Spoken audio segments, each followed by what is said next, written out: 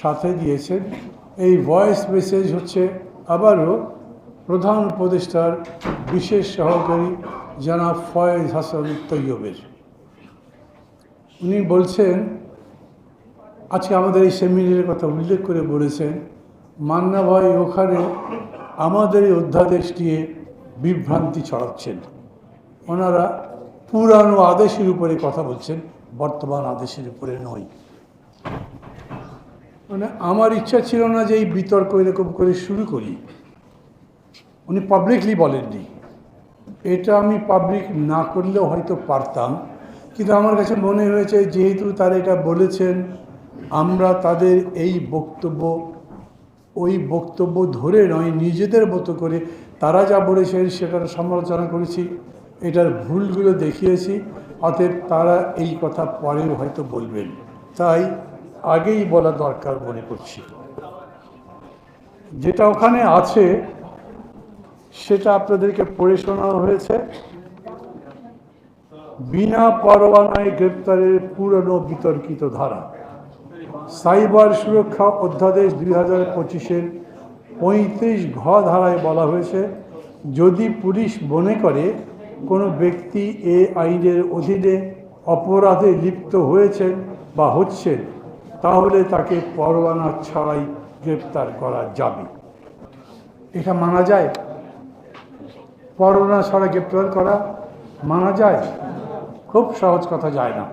Extreme মশার coil plant fibre দিয়ে তৈরি, তাই সহজে ভাঙে না, সুগন্ধিযুক্ত ও নিরবিচ্ছিন্নভাবে জ্বলে। ডেঙ্গু, চিকুনগুনিয়া বাহি সহ যে কোনো মশার বিরুদ্ধে দেয় এক্সট্রিম সুরক্ষা।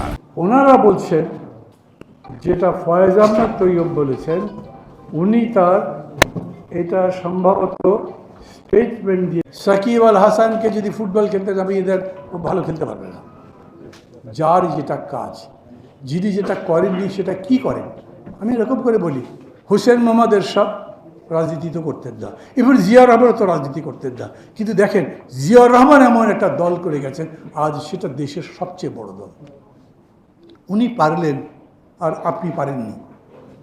আপনি যখন পারেননি তখন যারা এসব বোঝে তাদের সাথে কথাবার্তা বলেন, বুদ্ধি পরামর্শ নেন, সবার কথা মতো চলেন।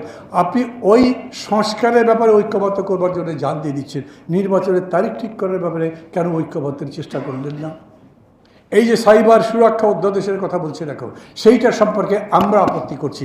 এখানে যতজন বক্তৃতা করেছেন, এটা তো বাংলাদেশের পরে ভয়েস বলতে পারেন, অল দি পলিটিক্যাল পার্টি, একদম সবার কথা বলছি না, কিন্তু প্রায় অধিকাংশ এই জায়গায় আসছে, কথা বলেছেন।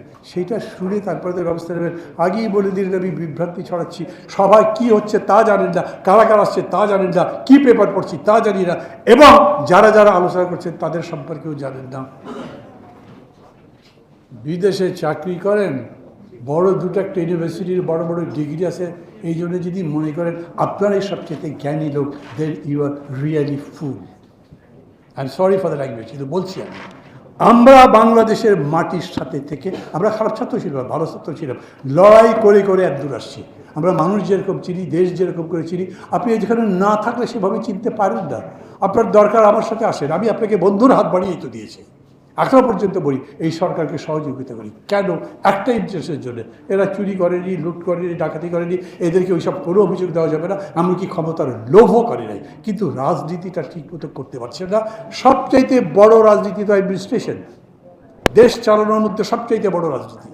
নির্বাচন অনুষ্ঠান করবে, সেটা একটা বড় রাজনৈতিক যজ্ঞের মতো, সেটাকে রাজনৈতিকভাবেই দেখা দরকার, মোকাবেলা করা দরকার, তাহলে এটা করতে পারতেন। নতুন নতুন যত সমস্যা তৈরি হচ্ছে, কোনোটাই ঠিক মতো মোকাবেলা করতে পারছে না। একটা দুটো যে পারেননি তা বলবো না, আমি উদাহরণ হয়তো দিতে পারি, সেটার দরকার লাগবে না। আমি মনে করি এখন সময় আছে। এই যে অধ্যাদেশটা করেছেন, সেই অধ্যাদেশ আমি মনে করি না এই দেশের কোনো রাজনৈতিক দল সর্বাংশে সঠিক বলবে। আমরা এখানে সেমিনারে যে কথাটা বলেছি, সেটা দেশের স্বার্থে বলেছি, মানুষের অধিকারের স্বার্থে বলেছি, এবং সাইবার সিস্টেমটা কারেকশনের জন্য বলেছি। সেটা যদি না করেন, না করে চলেই যেতে পারেন, কিন্তু এটা পরে ঠিক করা হবে।